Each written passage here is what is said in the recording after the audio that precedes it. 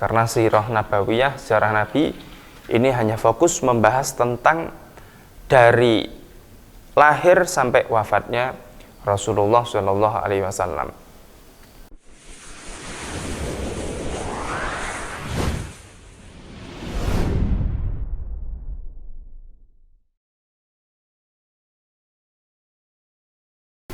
Assalamualaikum warahmatullahi wabarakatuh. Bismillah, subhanallah, walhamdulillah, wa la ilaha illallah, allahu akbar, wa la hawla wa la quwata illa billahil aliyyil azim. Allahumma sholli ala sayyidina Muhammadinil fatihi lima ughliq wal khatimi lima sabaqa nasril haqqi bil haqqi wal hadi ila siratikal mustaqim wa ala alihi haqqa qadrihi wa miqdarihil azim. Allahumma ghinina bil ilmi wa zayyina bil hilmi wa akrimna bit taqwa jamilna bil afiyah birahmatika ya arhamar rahimin. Ibtida'u wa intihahu, permulaan dan akhirnya tadi dimulai dari lahirnya baginda sampai wafatnya Rasulullah Shallallahu Alaihi Wasallam. Ijmalul maksud secara global menyebutkan atau menuturkan sejarah Nabi ini dari keseluruhan fase sejarah itu apa? Atau mungkin bahasa mudahnya pembahasan global tentang sejarah Nabi itu apa? Yanhasiru dzalika, bahwa pembahasan tentang sejarah Nabi ini hanya fokus pada satu agama. Rasulullah membawa dengan agama apa? Terus sesuatu yang berkaitan dengan Rasulullah itu sendiri, mulai dari nasabnya, kaumnya, keluarganya, mungkin keadaan Rasulullah sebelum dan setelah diutus, begitu juga tentang cerita hidup baginda Nabi, mulai dari dakwahnya beliau, peperangannya beliau, mungkin membahas tentang sahabat yang itu ada kaitan erat dengan Rasulullah Shallallahu Alaihi Wasallam, nanti membahas tentang keluarganya Rasulullah, meliputi dari istri, dari anak, dari menantu dan lainnya. Inilah maksud secara global pembahasan sirah nabawiyah. Yang pertama, agama Islam. Yang dimaksud dengan agama Islam ini apa? Karena tidak sedikit orang yang mengatakan bahwa semua nabi itu agamanya Islam. Jadi Nabi Isa juga dengan Nabi Muhammad itu sama agamanya. Yang dimaksud sama di sini bukan berarti kita atau semua dari Nabi Adam sampai Nabi Isa itu agamanya, syariatnya sama, tidak. Yang dimaksud sama di sini adalah akidahnya. Kalau ada ungkapan kalimat yang menyebutkan setiap nabi itu beragama Islam, maksudnya adalah akidahnya. Bahwa dari Nabi Adam sampai Nabi Isa akidahnya sama, yaitu la ilaha illallah, bahwa tidak ada Tuhan selain Allah.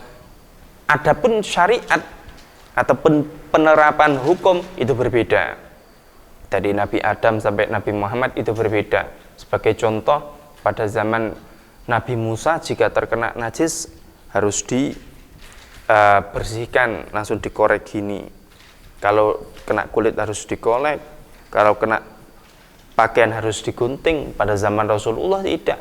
Terkena najis bisa dibasuh dengan air.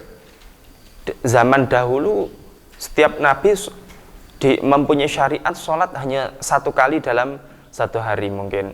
Seperti Nabi Adam, beliau orang yang pertama kali sholat zuhur atau asar dalam sebuah pendapat. Maka dalam syariatnya Rasulullah sholat menjadi 5. Ini penerapan syariat berbeda, tetapi akidahnya adalah sama.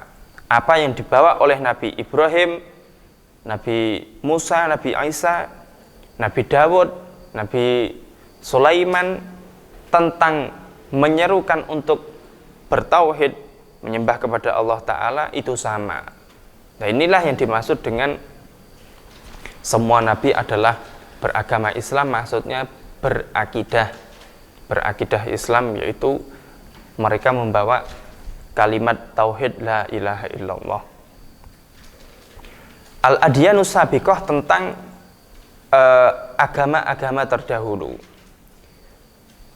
bahwa Allah Ta'ala ini telah mengutus beberapa nabi, banyak jumlah nabi, ada yang mengatakan 124.000, rasul ada 313, mereka diutus untuk kaum tertentu, dan kebanyakan dari mereka ini diutus di kaum Bani Israel. Mereka membawa dengan akidah Islam, tauhid, mereka membawa dengan syariat yang berbeda-beda. Tetapi agama mereka, syariat nabi-nabi terdahulu ini tidak abadi. Kenapa tidak abadi? Karena sepeninggal dari nabi mereka, para penganut, para pengikut lama-kelamaan ini malah merubah isi dari kitab. Mereka menyelewengkan makna dari kitab, sampai akhirnya benar-benar isi dari kitab ini hilang semuanya. Oleh karena itu, ketika Allah Ta'ala menitipkan urusan umat Nabi terdahulu kepada umatnya, Allah Ta'ala memasrahkan urusan umat Bani Israel, umatnya Nabi Musa kepada pengikut Nabi Musa, urusan umat Nabi Isa kepada pengikutnya Nabi Isa, dan nabi-nabi lainnya. Yang terjadi apa? Yang terjadi justru malah banyak penyimpangan, penyelewengan, isi kitab dirubah semuanya. Oleh karena itu, umat baginda Nabi alaihissalatu wassalam ataupun umat Islam ini dijaga langsung oleh Allah Ta'ala. Allah Ta'ala berfirman, inna nahnu nazzalna dzikra wa innahu lahafizun, bahwa Allah Ta'ala yang akan mengurus langsung umatnya Rasulullah Shallallahu Alaihi Wasallam. Seperti cerita ketika Rasulullah akan wafat, beliau diberi satu permintaan, seandainya Rasulullah menginginkan apa, Allah Ta'ala akan mengabulkan. Dengan air mata yang berurai, cucuran air mata, Rasulullah sambil menangis, beliau berkata kepada malaikat Jibril bahwa selama ini saya yang mengurusi umatku, selama ini saya yang mengurusi, kalau saya mati siapa, katanya. Rasulullah dengan menangis mengatakan ini. Kenapa? Karena Rasulullah tahu umat-umat sebelumnya ketika ditinggal nabinya ini terpencar, rusak. Banyak penyelewengan, banyak ini dan lainnya. Oleh karena itu Rasulullah menangis. Terus siapa nanti yang akan mengurus? Allah Ta'ala, malaikat Jibril, Allah Ta'ala lewat malaikat Jibril menjawab bahwa Allah lah yang akan langsung mengurus, Allah Ta'ala yang akan langsung menjaga umat baginda Nabi alaihissalatu wassalam. Oleh karena itu, keberlangsungan, kemurnian Al-Quran, syariatnya Rasulullah sampai hari kiamat akan selalu terjaga. Kenapa? Karena yang menjaga langsung Allah Subhanahu wa Ta'ala. Halunas qabla bi'tsatihi, keadaan manusia sebelum terutusnya Rasulullah alaihissalatu wassalam, bahwa manusia sebelum diutusnya Rasulullah ini ada dua macam. Yang pertama, dulunya pengikut kitab tertentu, ahlu kitab, entah mereka pengikutnya Nabi Musa atau Nabi Isa. Yang kedua, sama sekali bukan penganut agama samawi, tetapi dua-duanya sama-sama sesat. Yang pertama, mereka mengaku sebagai pengikut Nabi tertentu, akan tetapi mereka sudah merusak, sudah menyelewengkan, merubah isi dari kitab tersebut.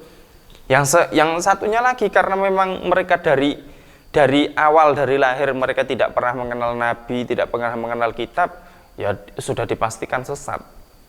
Nah ini intinya, sebelum diutusnya Rasulullah bahwa manusia ini berada dalam terombang-ambing dalam kesesatan. Sampai akhirnya Rasulullah diutus untuk menyelamatkan kita semuanya dari kesesatan yang abadi ini. Rasulullah diutus dengan membawa sesuatu yang sangat-sangat indah sekali, yaitu akidah juga syariat Islam. Rasulullah membawa adabnya Islam, Rasulullah membawa akhlak, Rasulullah membawa kedamaian. Ini tercipta untuk apa? Untuk mewujudkan kesejahteraan hidup di dunia dan di akhirat ini. Tetap kalau ada yang bertanya, hukum dalam Islam ini sangat-sangat tidak berperi kemanusiaan katanya. Masa orang nyolong kok dipotong tangannya, orang bunuh kok dibalas membunuh.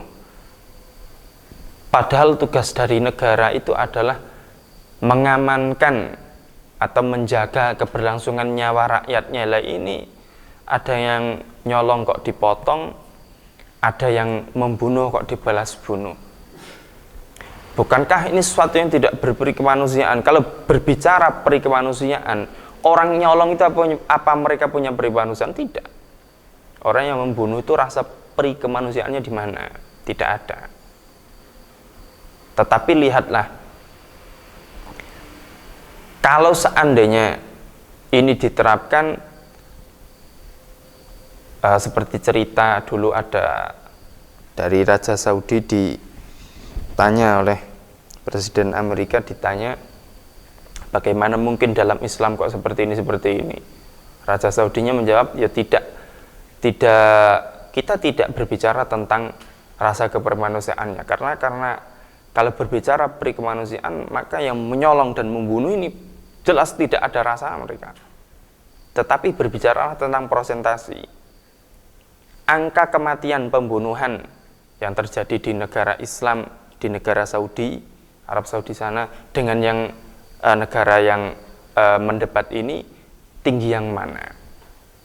Dan nyatanya jauh, persentase jauh.